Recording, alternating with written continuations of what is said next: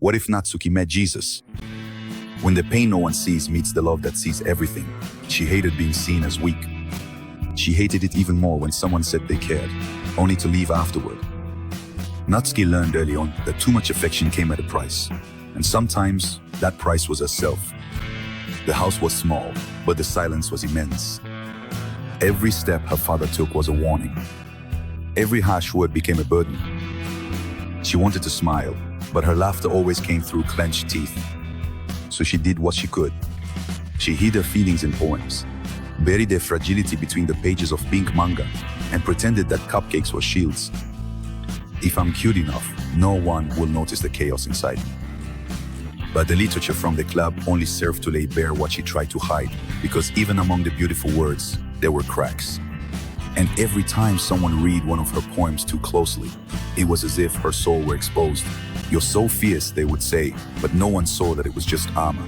"You seem strong," but it was the strength of a survivor. "You're so cute," but inside she was screaming, "Take me seriously."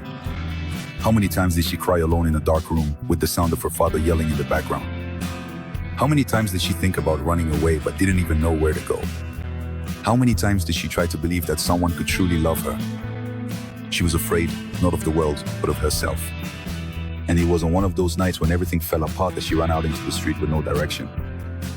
The tears fell without asking permission. Her chest burned as if her heart was about to implode. Why does no one stay? Why does everyone always leave?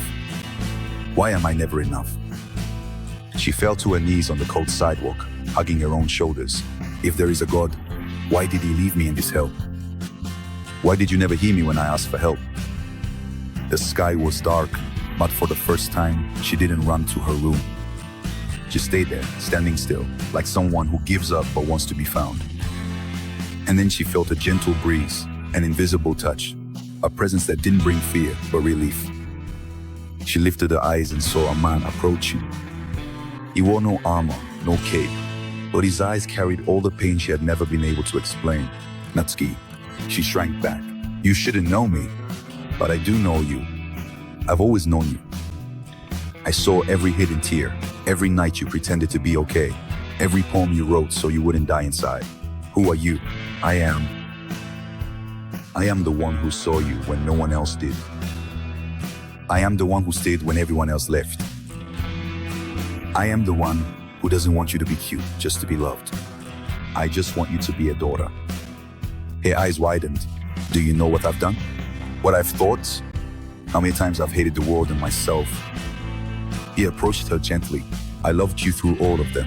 Come to me, all you who are weary and burdened, and I will give you rest." Matthew chapter 11 verse 28.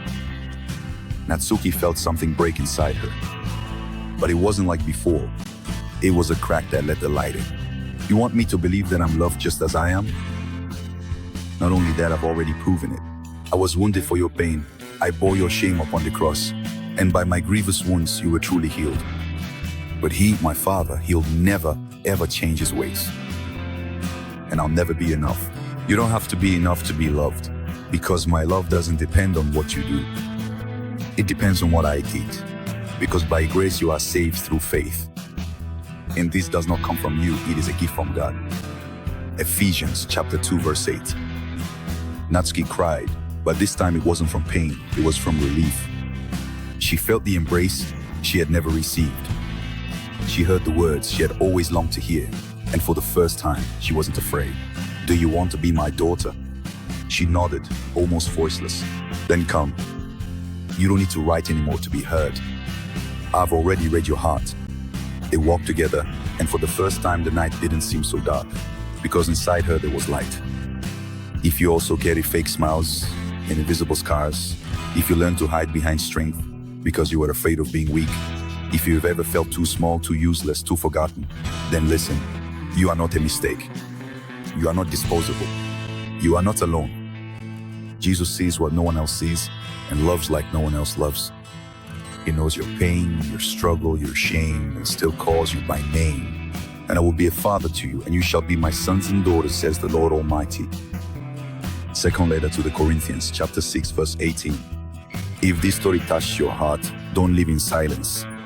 Write in the comments, "I accept being a daughter," or I surrender my pain. Activate the bell. Share this video with someone who needs this message and listen to this story every night. Let it whisper healing to your heart as you sleep. The link to the full playlist is pinned in the description. This is the serene cry. Here your pain finds redemption and your soul finally rests.